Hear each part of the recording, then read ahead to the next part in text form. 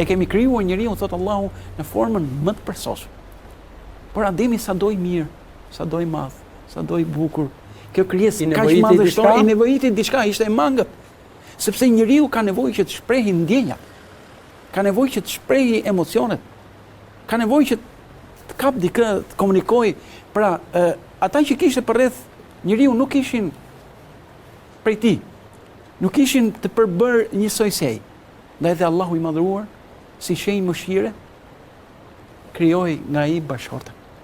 Pra, bashortja është pjesë e jona, ose gruaja, është pjesë e burrit. Ajo është gjysma e shoqërisë. Profeti sallallahu alaihi wasallam i ka quajtur gratë, ata janë partnerë të burrave, partnerë të meshkujve. Pra njeriu pa të nuk bën dot.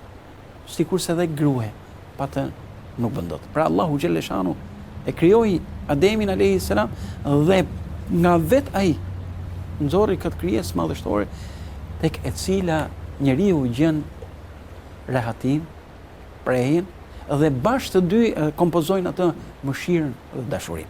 Pra, ka vendosur Allahu i madhruar një balancë midis mashkullit dhe femrës.